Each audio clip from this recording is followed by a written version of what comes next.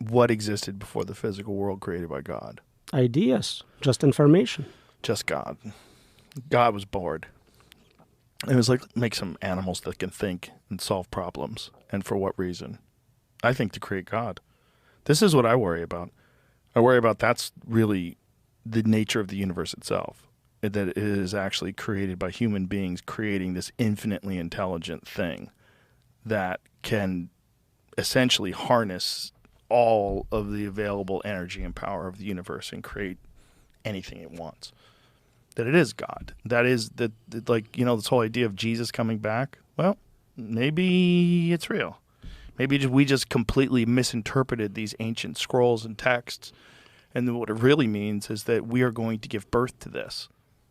So, and a virgin birth at that. There is definitely a possibility of a cycle. So we had Big Bang. Yeah. It starts this process. We are creating more powerful systems. They need to compute, so they bring together more and more matter in one point. Next, Big Bang takes place. Yeah. And it's a cycle of repeated booms and busts. Well, that's an interesting one. It's certainly fun hearing Joe Rogan theorize about God. I have a few comments. It just so happens that exploring God has been my hobby since I was a child, and I've done over 1,000 plant medicine ceremonies and healing ceremonies with others to help others people heal. And for my own explorations, I learned to meditate from the Self-Realization Fellowship monks, that's the teachings of Paramahansa Yogananda, starting when I was 12. Went to summer camp with them, did 18 years of Tai Chi, worked with Master Fong Ha, got certified in medical Qigong, and have tried a wide variety of therapy approaches or inner approaches, meditative approaches. And so I began having out-of-body experiences when I was 12, right as my first son, Paul Jr.'s head came out of the birth canal. That was when I just turned 18 years old. He's now 45. And at the moment his head came out, I was just literally blown into a union with the universe. I don't know how many seconds it lasted, but it was quite profound. So that was my first samadhi. I've probably had a couple of hundred of them in my now 64 years of life as of August, which is tomorrow, I think. So I'd like to address a couple of points just to keep this sort of simple and manageable. They're talking about a time before, but there is no before in God. God is infinite. Our universe is one of an infinite number of universes. Many religious factions believe God is unconditional love, and by definition, that which is unconditional has no conditions. So if we look at our perception of time, if we think of the future, we might be remembering something from our childhood, but we're doing it in the past. If we think of the future, no matter how far ahead in the future you're thinking, you're doing it in the now. God is the eternal now. All events of past or future are projections of our mind, or the future can be a projection of our dreaming nature, which is behind the mind. We dream when we're sound asleep and we're not cognitively active. So the dream is actually a priori to time, and when you dream, it's so real you can't tell the difference. So the point I'm making is that God is infinite. God was never born and will never die. So when we start trying to understand God with human linear concepts, we get confused. And God's not only infinite, God is the infinite to the infinite. God has infinite energy, infinite information, infinite power, infinite processing power, infinite processing speed. God can create parallel realities and experience them all simultaneously in the now. God can dream and God can think. So we really need to be careful about conceptions about God, because ultimately God is a mystery that cannot be known. The only way you could know God is to become God, and by definition there would be no duality. There would be no I-thou relationship, so there's no way to have consciousness. When you're in a state of complete union, there's no you there. There's actually nothing that you can talk about. There is just no words for it. In fact, there's not even a there. You only realize what's happened on the way in and on the way out. Similar to if you take a deep enough hit of DMT, you will have an experience of the dissolve, but there can be a period where there is nothing there that you can actually put into words, and then all of a sudden you start seeing geometrical forms as you come back in. Now, Joe Rogan was hitting on something important that Carl Jung spoke about very skillfully, Most of you know who Carl Jung was. But speaking of archetypes, Jung said that the most important archetype is the imago Dei, which is our image of deity, which we all largely get by being programmed into it by religious ideologies, parents, and society and culture, most of which are very lost and confused about all of these issues, and especially religion. But Jung said that, speaking of the imago Dei, it's impossible to tell whether our imago Dei creates us or we create it. In other words, he's saying it's impossible to tell whether God creates us or we create God, as Joe Rogan was potentially suggesting there, through our own imagination and projection. Well, ultimately, God, as that which is unconditional, cannot possibly know itself, because to have any degree of consciousness, there has to be a duality. You can't know north without south, inside without outside, up without down, he without she. This is why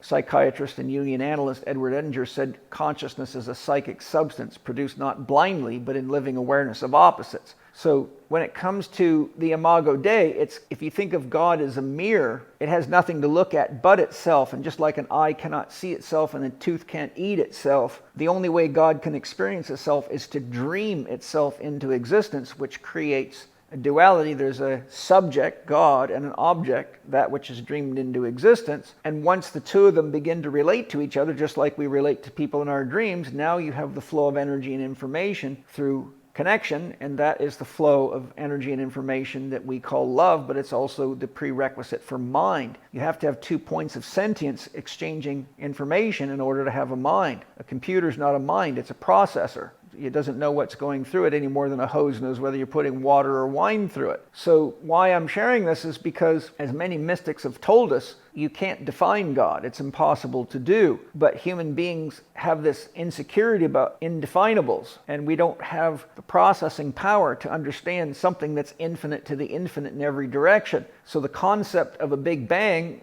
has been refuted heavily. I've got entire books on my library, and the scientific refutations of the Big Bang are massive. But if you read the book Stalking the Wild Pendulum by Itzhak Bentov, who was the first one to do scientific research on meditation and its effects, and also is the inventor of the pacemaker and a very deep meditator, his books, all three of them, are fantastic. Itzhak Bentov, for example, says the Big Bang is a continuous bang, and that with every black hole is coupled a white hole. And so what the black hole brings in and transforms comes out as a creation of a new star, or potentially a new universe or galaxy. But the point is, there isn't a black hole death. Black holes are as much creative as they are destructive or transformative. So the idea of the Big Bang is very, very short-sighted. It's just another Big Bang. And when you look at dimensional theory, and many, many different theories, such as the many worlds theory and a whole bunch of them out there, you start seeing that some of this problem with the Big Bang theory is kind of rooted in our consciousness, and it actually disrupts our ability to perceive things because we can't get outside of the perception of linear time. Now, it's also important to remember that it's innate for all human beings to seek their source, just like an orphan child has a burning emptiness inside of it to know who its parents are,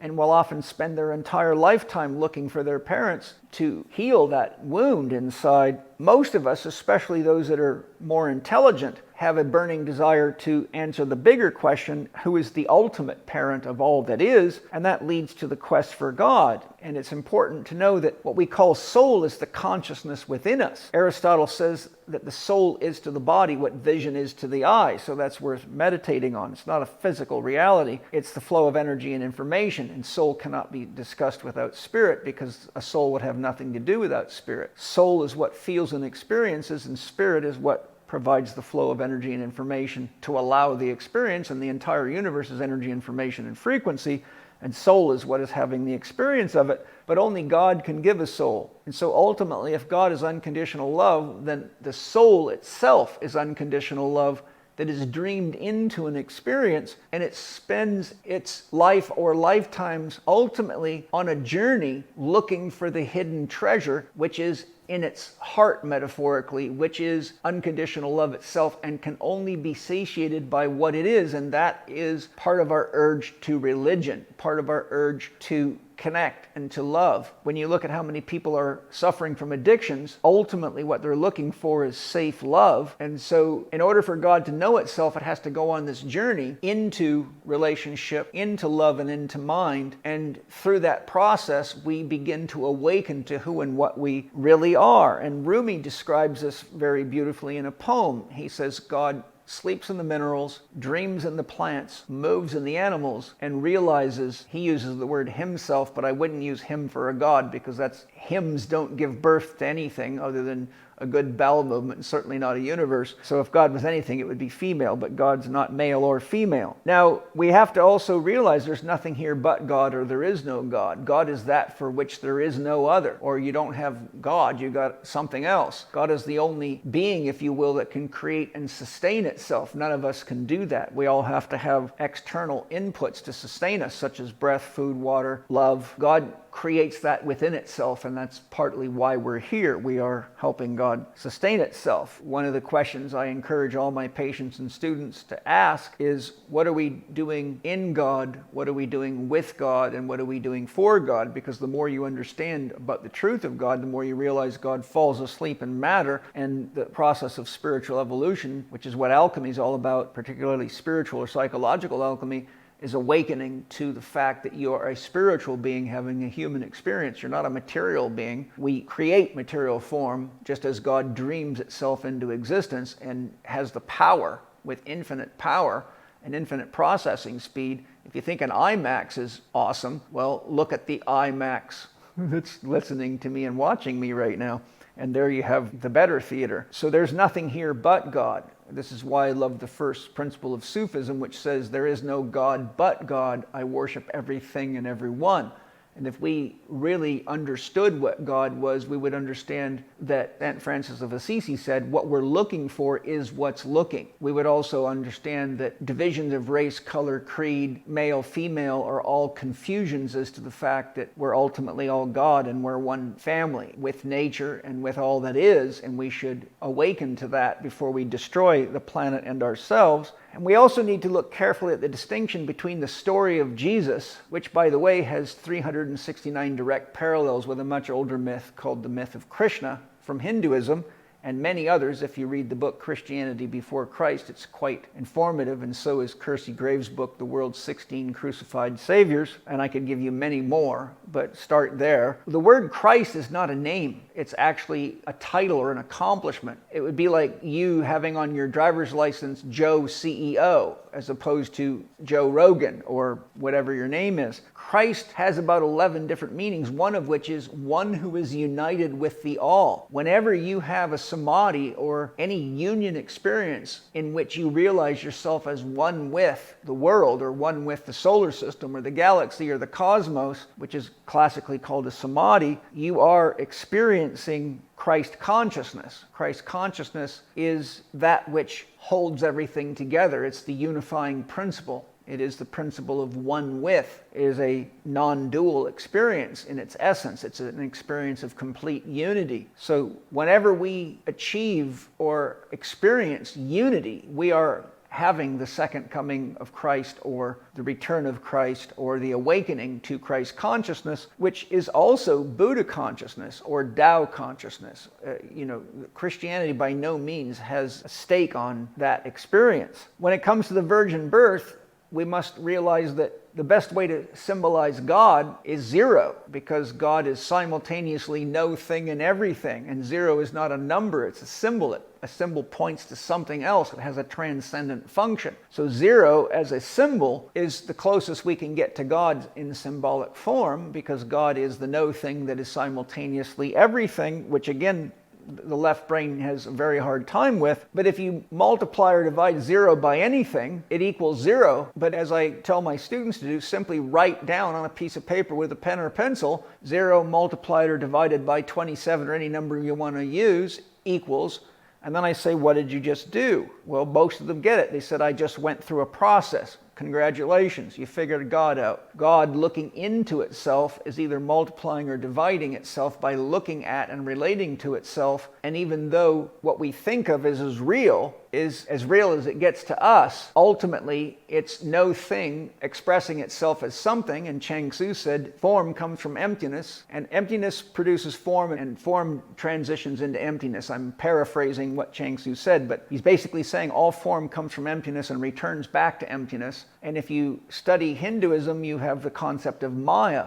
Maya means the illusion. We also have books on game theory or simulation theory, such as this one I'm holding in my hand, and a variety of others out there that are talking about this as a simulation, but this is not a simulation. Arthur M. Young, the inventor of the Bell helicopter, who took his money and founded a research institute for the study of consciousness, makes a very important point. He says most people think Maya means illusion, and that's where they make a mistake. Maya means the illusion. So the illusion is created by the unconditional God that is no thing dreaming itself into being something, which if you study the myth of Shakti and Shiva without going through the whole myth is exactly what it's telling you, as are many creation myths. So the point I'm making is every breath you take, every moment you have, every now you have. If you look at Planck time is basically a statement of mathematical calculation of how long a moment lasts or how far you can divide time, which is 10 to the minus 43 seconds, and cosmologists and quantum physicists have shown us that the universe blinks into existence and out of existence at the speed of 10 to the minus 43 seconds. That's 1 second divided by 10 with 43 zeros behind it, which is almost, you might as well say, infinitely fast. So what I'm sharing is the virgin birth is the birth of every now. It's the birth of every moment. It's the birth of every experience. So we're constantly living the virgin birth. And most Christians actually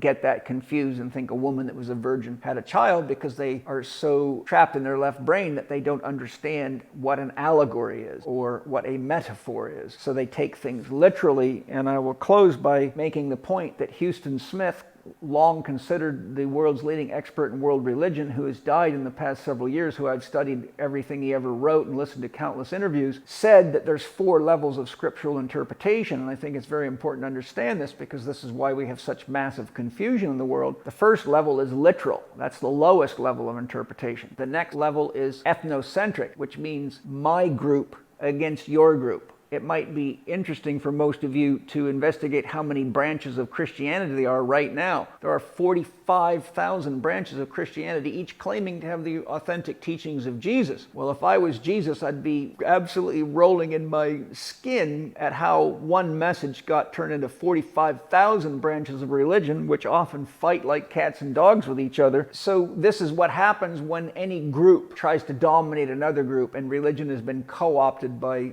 emperors and kings and governments and politicians for as long as you can get. All you got to do is think back to COVID, when popes and religious people were telling you God wants you to make the safe and effective choice, so to speak. And there you see the co-opting of religion for political agenda and other nefarious purposes. But the third level of religion is allegorical. So now we're getting closer to the highest. We first had literal, then we had ethnocentric, now we have allegorical, which means everything in Scripture is a teaching story, but it often has multiple meanings, and it can have different meanings depending on the level of conscious or spiritual development of the person interpreting it. This is why Shankara, the famous Hindu philosopher sage, nobody can understand Scripture until they're enlightened, and when they're enlightened, they don't need Scripture. So think of how many unenlightened people are teaching in churches and temples all over the world, and you can see how terribly misled we've gotten, and you can see why it's so hard for people to actually find what's in their heart and what is ultimately in all of us. What you are looking for is what's looking. The final level and the highest level of scriptural interpretation is quite surprising. It's inspirational. So those who have the deepest understanding of Scripture can take any Scripture, even the ones that seem dark and ugly. All you got to do is read the Old Testament for the dark and the ugly. God forbid being a woman in the Christian era in a Christian religion, bad news. Have a look at the book When God Was a Woman by Merlin Stone. It'll shock you right out of your core, especially if you're a woman, to see how Christianity treated women, and still has plenty of these problems today, as do many of these religions. But the most